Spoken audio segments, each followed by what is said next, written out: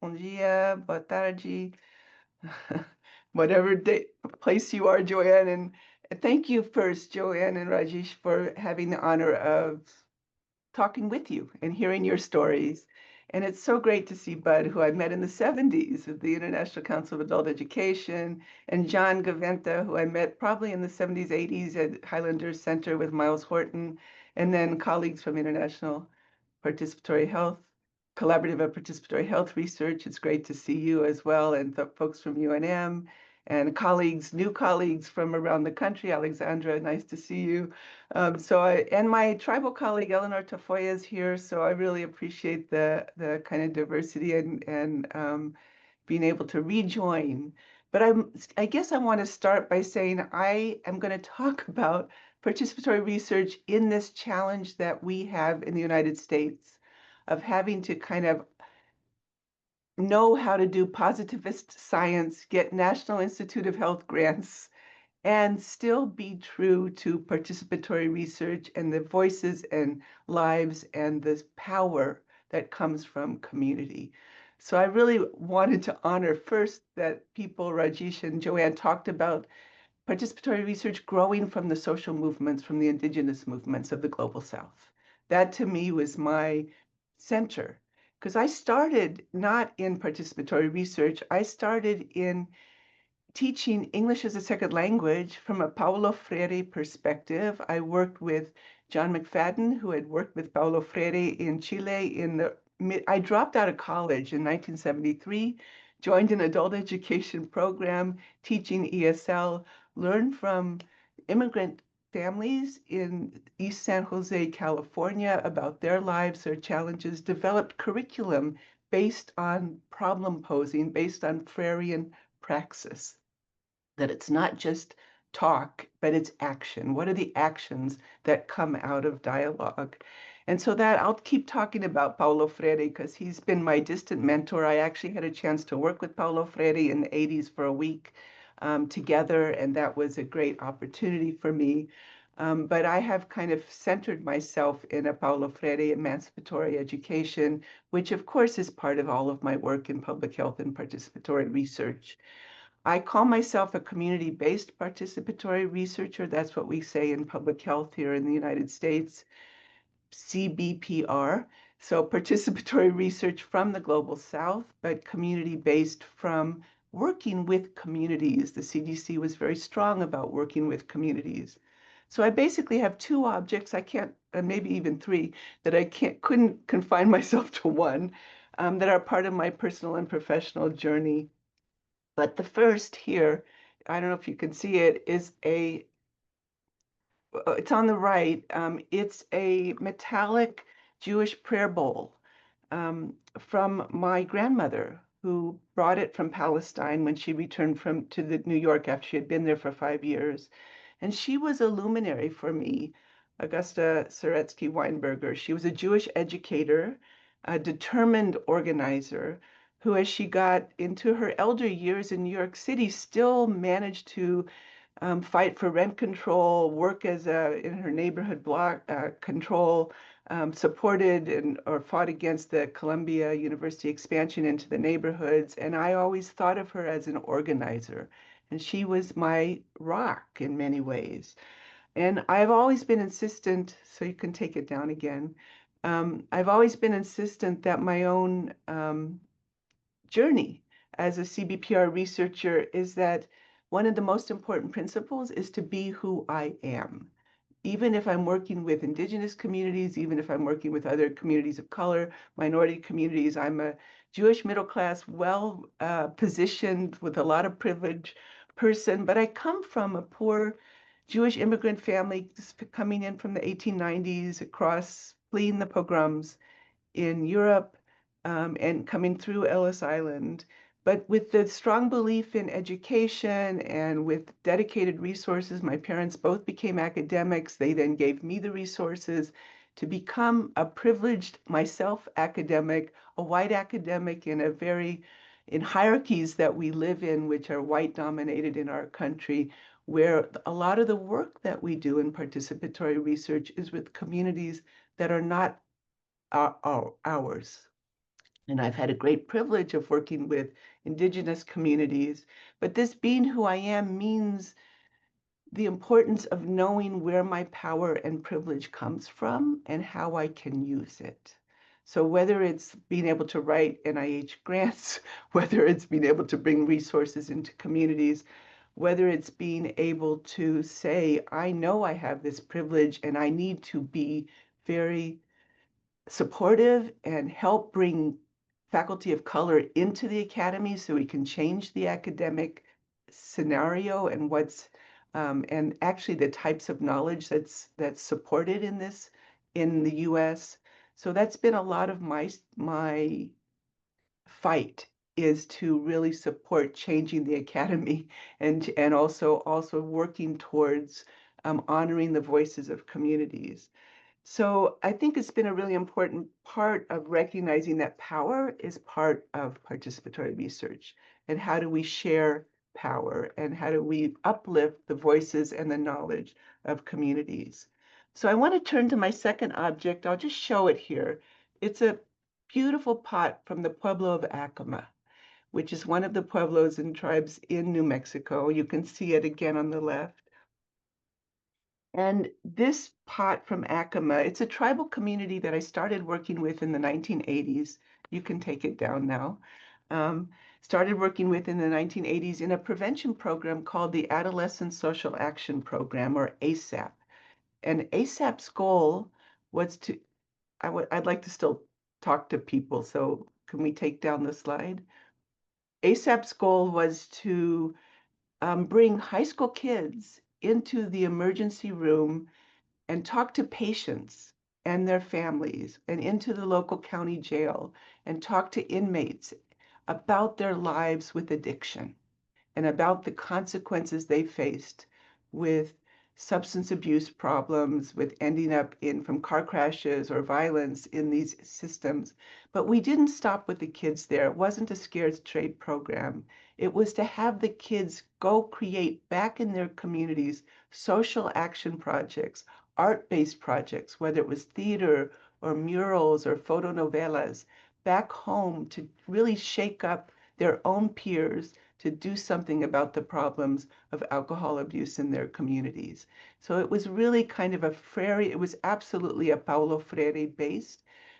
Actually, this was funded by the National Institutes of Health project. We were able to collect data by listening to the kids, by doing interviews, by doing focus groups, by hearing from them about how they grew and what they learned as they moved through this program, and what we began to call an empowering process for the young people. So, but I want to talk even more about kind of my experience working with tribal communities. One of the first communities after working with Acoma and Laguna was with the Jemez Pueblo, and Eleanor is here. Thank you, Eleanor from Jemez. And I started working with the Jemez Pueblo in 1999 on a CDC-funded project, which was a project around building from the strengths of a community, not the deficits, but what are the capacities, what are the strengths? And we learned in that project that people wanted to do more with um, encouraging the children to grow up really steeped in their culture and their language and learning from the elders. And there was some disconnect happening and fear of losing culture and losing language. So we built together over many years what became known as the Family Listing Program, or in Jemez, the Hamish of Wallertein Family Circle Program.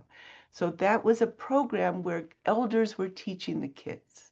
And the kids were teaching the parents, and it was a family strengthening dinner-based program. But in that work I've had over many now decades working with tribal partners, I've had to learn what it means to do participatory research with tribal sovereignty, with tribal government. I can't just be a good person and walk on the res and say, I'm here. I have to be invited. I have to go through tribal approval processes, tribal institutional review boards. I have to prove that data belongs to the tribe. So my goal in participatory research has always been even though I don't always work with tribal communities, I've worked with communities up north, Hispanic, Latino communities, I've worked in communities around the country, that all this ethic of believing that the data justice is a real issue is for any community, even if that community doesn't have a tribal government. So data justice means the data belongs to the community also. We publish it, but in our situation with working with Indigenous communities, I've never worked or never published an article with all of my work with family listening and other tribal programs I've worked with without having tribal co-authors. We're very serious about our academics showing that the community voice is equally important.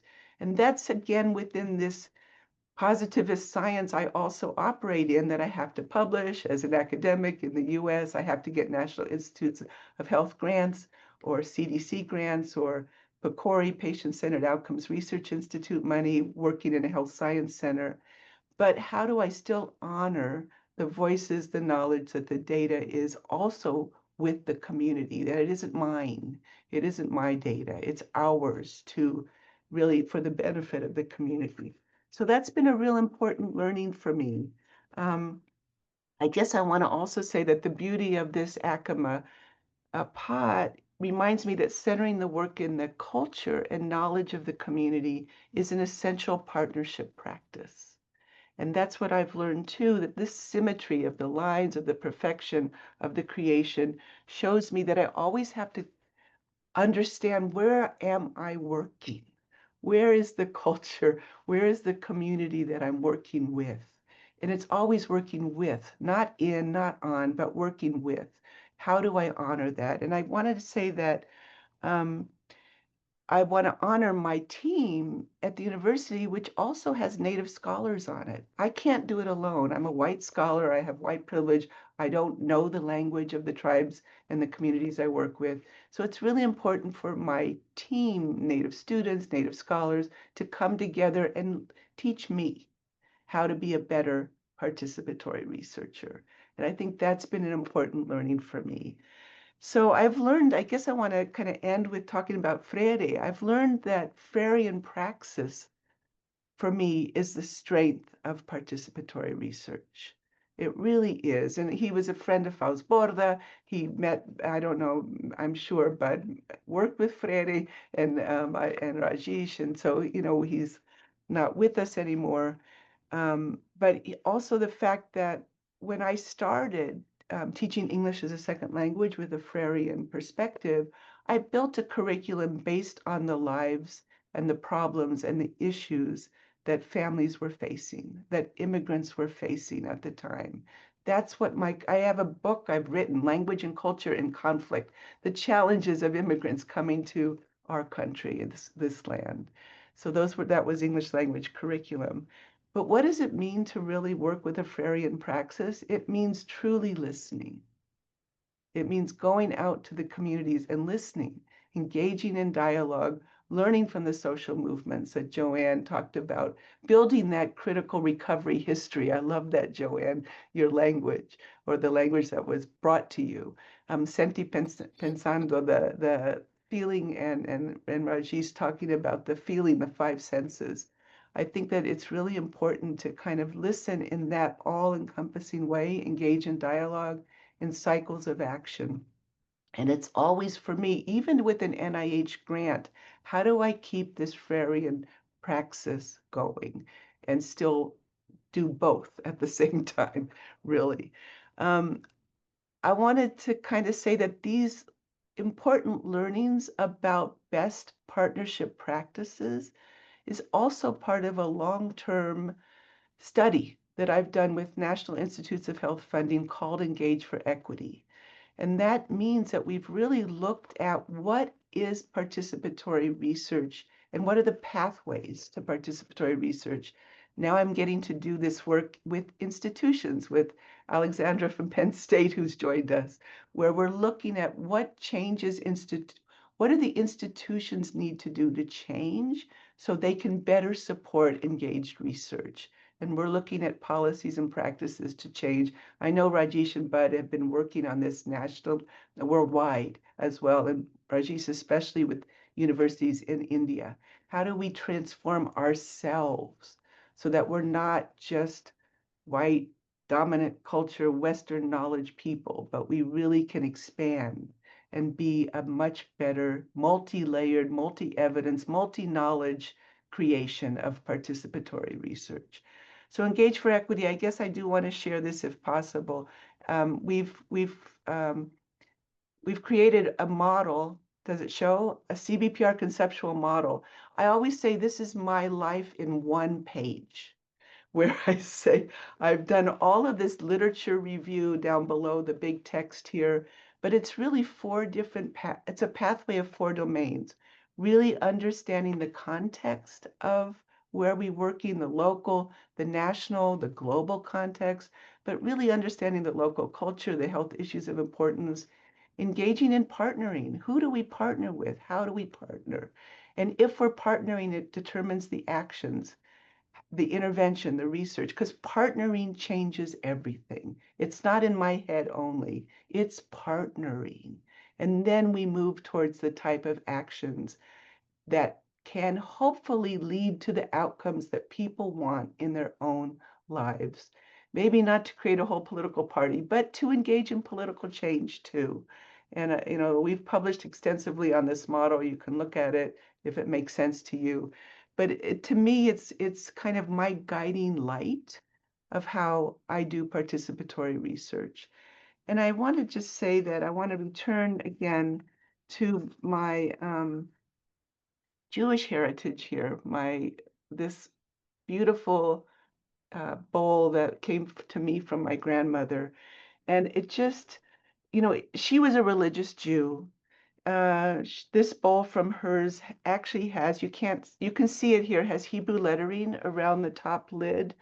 And it ends with a call to the heavens, Shemayim. I'm not a religious Jew, I'm a secular Jew. But again, let me just end here and look at people. Thank you for sharing the picture. That to me, what's most important about being Jewish is a moral code. And the moral code is that everybody has equal rights, equal knowledge, equal voice, equal rights. And I just have to say that last night or the night before, I went to hear a presentation by an academic and journalist, Peter Beinart, who just wrote a beautiful book about Gaza. And he was talking about living as a progressive Jew, watching the devastation, the war crimes, the genocide in Gaza. And how can he live with that? How can I live with that? How can our Jewish community live with that?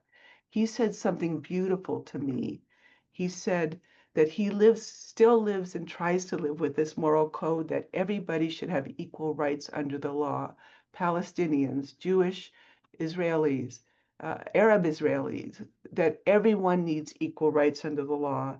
And he said that this message that was really important to me as a participatory researcher. He said, talking about people without listening to them is a recipe for dehumanization. Talking about people without listening to them is a recipe for dehumanization. So how do we humanize?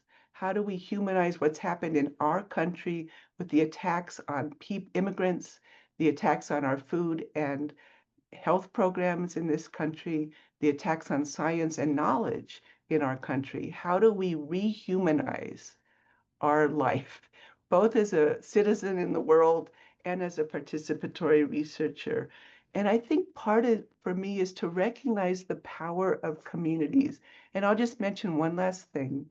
I've just joined a new group called HPOP, Health and Power Organizing Project. And this is a group in the United States of academics mostly who are deciding that not only should we just partner with people in the community that we are connecting with, but we need to partner with organizers. We need to partner with people who are going back to the social movements of Fausborda, of the people Rajesh works with, of the people we all try to work with, of Paulo Freire, that we need to repartner with social movements.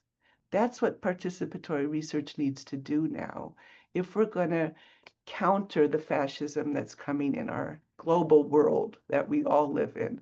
So I just wanted to end with that because it was really moving to me to hear that phrase about the importance of listening to people and the importance of humanizing again all of our work. So I want to thank you for this opportunity to join, and I thank my grandmother and grandmothers, but this particular grandmother, Augusta Soretsky Weinberger, who was really key to my growing up, and my parents. Thank you.